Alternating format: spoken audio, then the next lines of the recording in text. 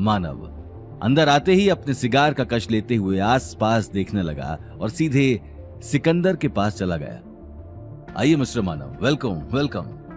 Thank you, लेकिन आज तुम यहां खड़े हो, कोई स्पेशल गेस्ट आया है? यस सर, मिस्टर राठौड़ खुद आए हैं, लेकिन प्लीज।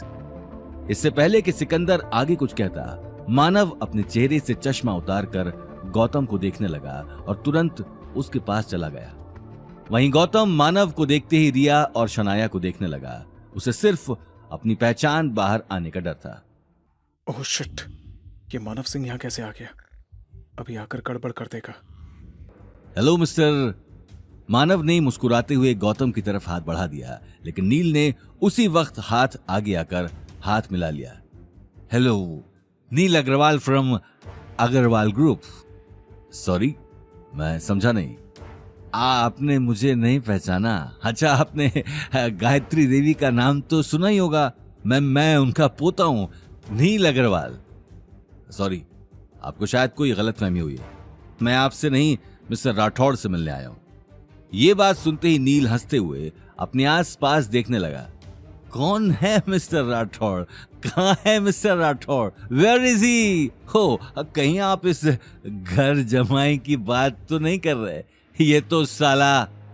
अरे तमीज से बात करो, तुम जानते भी हो कि ये हमारे घर का एक मामूली सा नौकर है। मेरी नकचड़ी कजिन का पालतू कुत्ता है, इससे ज्यादा कुछ नहीं है ये।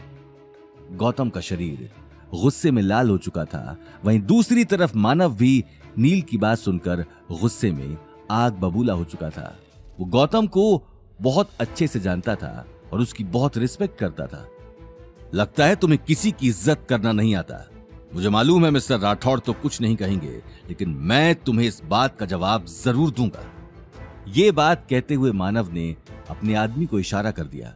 आदमी ने उसी वक्त टेबल पर रखी वाइन की बोतल उठा ली और नील को पिलानी शुरू कर दी। किसी की आगे आकर नील को छुड़वाने की हिम्मत नहीं हो रही थी। नील अब खुद को संभाल भी नहीं पा रहा था। उसकी आंखों में धुंधलापन छा चुका था। उम्मीद है इससे तो तुम्हारी अकल ठिकाने आ ही जाएगी, और अगर नहीं भी आए तो मुझे बता देना, मेरे पास और भी इलाज है। मानव की बात के आगे किसी की कुछ कहने की हिम्मत नहीं हुई। सॉरी मिस्टर राठौड़, आपको खामखा इतनी परेशानी उठानी पड़ी। और वैसे आप ये किन लोगों के साथ बैठे हैं जिन्हें बात करने की भी तमीज नहीं है? मिस्टर मानव, ये मेरे जानने वाले ही हैं। मैं आपसे बाद में आकर बात करता हूँ। Sure sure. गौतम ने अगले ही पल हाथ आगे बढ़ा दिया। मानव गौतम की आंखों को देखकर आगे कुछ नहीं बोल पाया। आप मुझे फ्री होते ही फोन कर लीजिए। मानव अगले ही पल वहां से निकल गया। नील के साथ शनाया और रिया तीनों को ही अपनी आंखों पर यकीन नहीं हो रहा था। गौतम जैसे मामूली आदमी का इतने बड़े आदमी से हाथ मिलाना सभी के लिए चौंका देने वाली बात थी। लंच हो गया, मुझे लगता है कि अब मुझे चलना चाहिए। रिया अपनी बहुत जल्दी तुमसे मिल लेगी, मैं उसे इन्फॉर्म कर दूंगा। ये बात कहते हुए गौतम टेबल में फैली हुई वाइन की बॉटल्स को देखने लगा और अगले ही पल गेट से बाहर निकल गया। सिकंदर भी गौतम के पीछे पीछे बाहर निकल गया। गौतम के जाते ही नील रिया को देखने लगा। उसकी आंखों में नाराजगी साफ नजर आ रही थी। रिया मुझे माफ करना। वो नील, मुझे कुछ जरूरी काम है। Thanks for the lunch. Riya अगले ही पल उठी और गुस्से में बाहर निकल गई। शनाया उसका गुस्से भरा चेहरा देखकर तुरंत उसके पीछे चली गई। अब सिर्फ नील ही टेबल पर अकेला बैठा था। उसकी आंखें नशे में धुत थी, साथ ही वो ढंग से खड़ा भी नहीं हो पा रहा था। ये गौतम को इतना बड़ा बिजनेसमैन कैसे जानता है? आखिर क्या है इस घर जमाई की असलियत?